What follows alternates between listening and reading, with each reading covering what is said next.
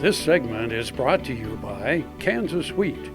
Learn more at rediscoverwheat.org. Welcome to Farm Factor. Let's catch up with Kyle and Joseph Prusacki to learn the mission of the National Agricultural Statistics Service.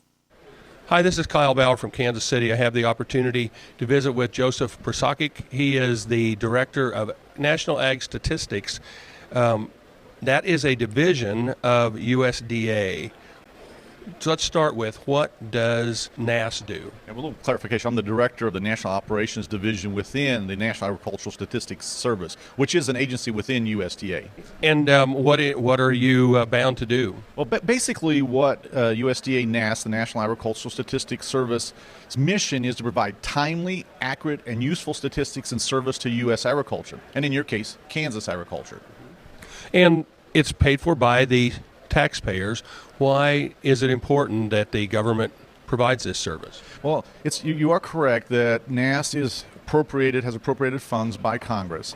And the question always does come in, well, why is the government in the business of collecting agricultural statistics? Well, let's start with an adage, an old statement. Well, if you can measure it, you can manage it. Okay, so if the federal government is not out measuring, let's say, statistics for agriculture, who would be doing it? Okay, well, we have large agribusinesses, other entities that have the means to collect information, analyze the data, and they would have the ability to understand what's going on in terms of production, costs, expenses, distribution, and the typical producer may not be able to have that ability on their own.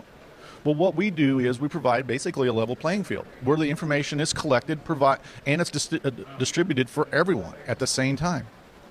And besides being able to buy and sell things, but a lot of agencies and foreign governments use your statistics in order that they can do planning, long-term planning for long-term investment as well. That's exactly right. When you look at many of the farm programs that are in place now, many of them are administered by the Farm Service Agency.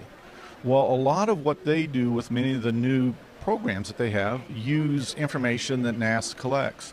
For example, probably right now, many of the producers there in Kansas are receiving what's called our county estimates form. We're trying to collect information and data so we can publish, acreage yield production at the county level. And many of these new programs, these new farm programs, are at the county level, and that provides information. Also, when you look at levels of production, you have other agencies like the World Agricultural Outlook Board.